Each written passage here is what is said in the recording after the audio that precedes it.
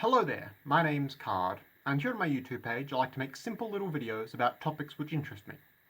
Today I just want to briefly articulate something I've been reflecting on recently. So, there's been a lot of critical discussion about big business and the value of CEOs and big corporate bosses recently. And that, broadly speaking, is good. It's well-intentioned. As surely anyone who calls themselves progressive will agree. But at the same time, whenever you're making a progressive denunciation of the corporate elite, you should take a lot of care to make sure you're not inadvertently parroting anti-Semitic tropes. I'm sure I don't need to tell you why. It's something that sounds so obvious once you say it out loud, but I still see a lot of people making this mistake. So I just wanted to give people a couple of pointers on how to stop doing this. First and foremost, if you think you're immune to accidentally using anti-Semitic tropes because you don't intend to, you're dead wrong. If anything, you thinking that makes you more prone to inadvertently using them. Because if you think it can't happen, you won't bother to consciously make sure it doesn't. Furthermore, unintentional anti-Semitism is practically indistinguishable from completely intentional anti-Semitism. You're still harming the same people and the same group, and in fact, given how so much intentional anti-Semitism is designed to appear innocuous, you're only providing more cover to the real bigots when you try to downplay your accidental anti-Semitic moments. Now, when you want to make your systemic critiques of capitalism and/or the notable, wealthy, big corporate bosses who prop it up and benefit from it, make sure your criticism is clear and focused. Do not be ambiguous. Do not make vague intonations about global elites or international finance or the hidden ruling class or shadowy cabals in smoke-filled rooms, and so on. State your grievances with specific persons and groups and structural elements of liberal capitalist society without any sort of innuendo that could be read as anti-Semitic. If you say something like, "A cabal of rich people are conspiring to keep us down," all it takes is one bad actor to come along and say, "You know, the cabal, it's the Jews."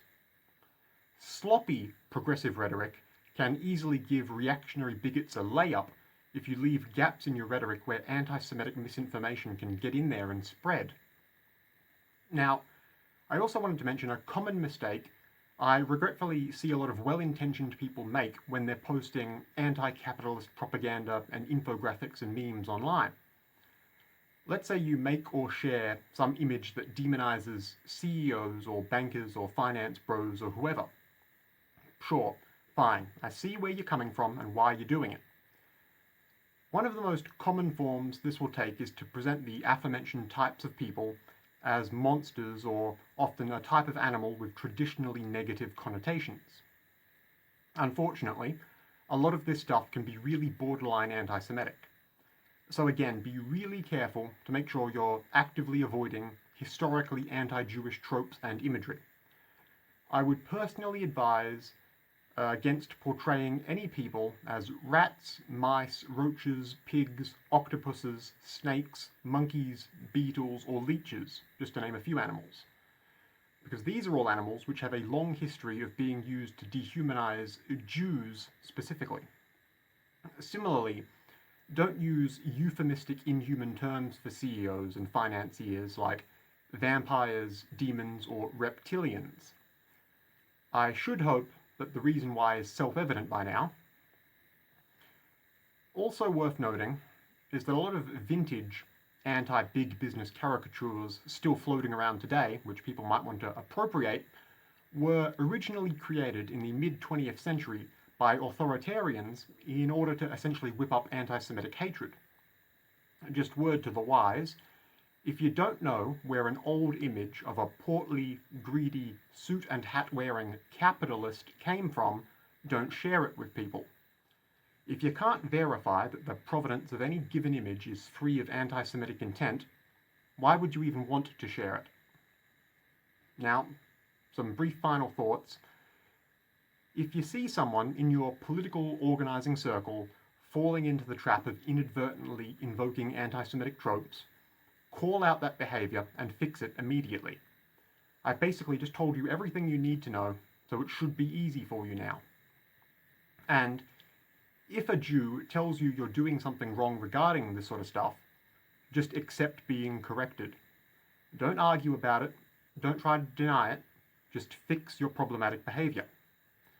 Frankly, maybe Gentiles ought to leave managing this sort of messaging to the actual Jews, who are obviously going to be much better at spotting anti-Semitic material.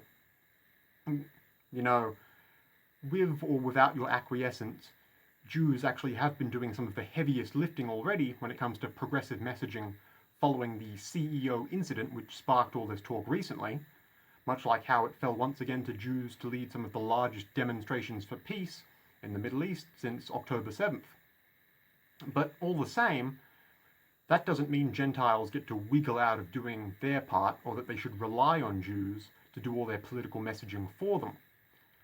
If you're a Gentile, and you want to get better at making sure you don't use anti-Semitic symbols in your messaging, which is something you should always want to get better at, then you need to put in the effort to learn the history and learn why these tropes are so harmful and properly remove the anti-Semitic tendencies from your thinking.